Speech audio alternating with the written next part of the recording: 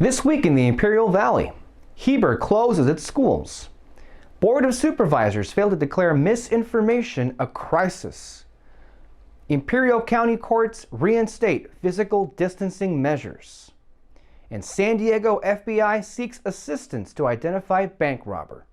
I'm Alexis Soto, and this is your Desert Review Weekly Webcast. Heber Elementary School District announced it will close down its two school sites as a result of rising cases of COVID in a letter sent to parents on Wednesday, January 12th. Dogwood Elementary and Heber School will be closed for 1 week and are scheduled to resume classes January 24th.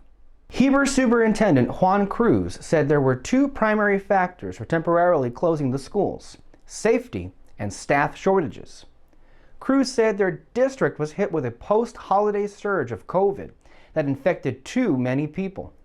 Other districts like Raleigh Union High School and Imperial Valley College have stated they have no intention to close their schools, but some, like Central Union High School District, have not dismissed the possibility.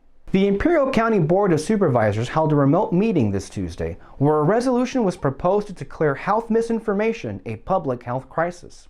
The resolution was proposed by Chairman of the Board, Jesus Escobar, and died while failing to receive a second to the motion. Escobar said the increase in COVID cases was his reason for bringing the resolution to the agenda. I think it's important that we as a collective group really look into what we share with our community. I think it's important that we focus on what is scientifically proven. That's not to say what choices people make in their individual lives, but as elected officials, I think that's important that we set the precedent of making sure that what we support is scientifically proven. Supervisor Michael Kelly said he was unsure of what misinformation meant, and Supervisor Ryan Kelly said he was confused by the language of the resolution and that it was singling out the city of Imperial, and also felt this resolution would change nothing with how they respond to COVID.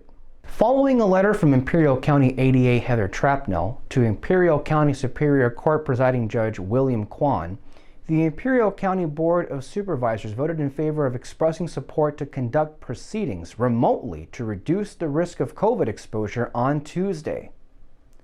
Trapnell's letter stated that since the first letter was sent, several more employees had been diagnosed with COVID, and both the DA's office and the Public Defender's office have been declared outbreaks by the county. Imperial County Superior Court issued a press release Thursday that it will be re-implementing physical distancing requirements throughout the courthouses in the court's continuing efforts to reduce spread and exposure during the current surge of COVID-19 in the community. The San Diego FBI's Violent Crimes Task Force and the San Diego Police Department are seeking the public's assistance to identify the individual believed to be responsible for a bank robbery in the Clairemont area. An unknown male entered the Chase Bank located at 5825 Balboa Avenue.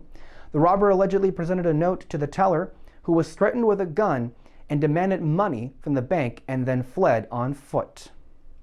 The suspected robber was described as a dark-skinned, possibly Hispanic male in his late 20s or early 30s, wearing a white t-shirt, blue jeans, and a face covering. For information on these stories and more, check out our free website at thedesertreview.com. Remember to like and follow us on Facebook and Instagram, and pick up our weekly paper at a location near you.